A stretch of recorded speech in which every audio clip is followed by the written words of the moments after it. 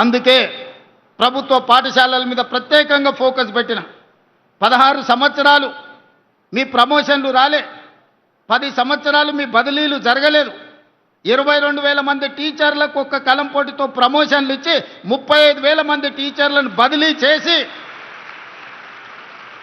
317 జీవోలో చెదిరిపోయిన కుటుంబాలను ఒక దగ్గరికి చేర్చి మొదట చదువులు చెప్పే ఉపాధ్యాయుల యొక్క సమస్యలు పరిష్కరిస్తే వాళ్ళు ప్రశాంతంగా మనసు లగ్నం చేసి పేద పిల్లలకు చదువు చెప్తారన్న ఆలోచనతోటి మొదట టీచర్ల సమస్యలు పరిష్కరించిన.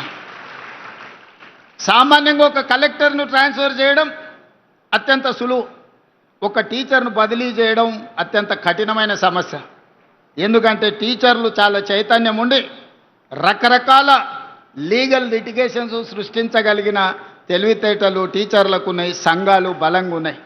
కానీ మేము చేసిన బదిలీలో, మేము ఇచ్చిన ప్రమోషన్లలో చిన్న లిటిగేషన్ లేకుండా 100% టీచర్లు ముందుకొచ్చి ఈ ప్రభుత్వం ఒక మంచి ఉద్దేశంతో ఈ చర్యలు చేపట్టింది, మేము సంపూర్ణంగా అండగా నిలబడ్డామని చెప్పి టీచర్లు వచ్చారు. ఈరోజు 1,00,000కు పైగా ఉన్న టీచర్లు, దాదాపుగా 30,000 కోట్ల రూపాయల బడ్జెట్ మన తెలంగాణ విద్యార్థుల యొక్క భవిష్యత్తు తీర్చిదిద్దడానికి నిరంతరం పనిచేస్తున్నారు. దీనికి మా టీచర్లు కష్టపడుతున్నారు.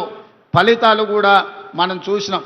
ఒకప్పుడు 29 రాష్ట్రాలు, 7-8 యూనియన్ టెరిటరీల్లో విద్యాశాఖకు సంబంధించి కేంద్ర ప్రభుత్వం ఇచ్చే నివేదికల్లో తెలంగాణ రాష్ట్రం యొక్క స్థానము చివరన 35-36వ స్థానంలో ఉండే.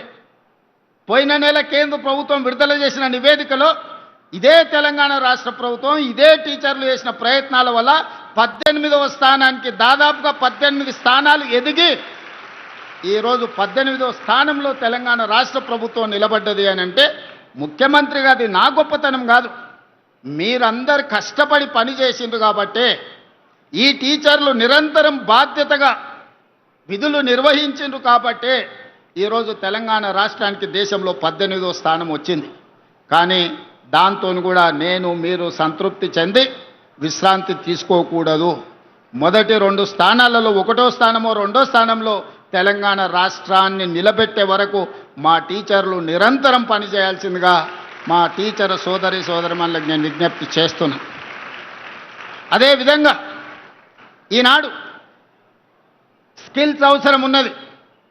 మీ అందరికీ తెలుసు, ఒకప్పుడు కంప్యూటర్ సాఫ్ట్వేర్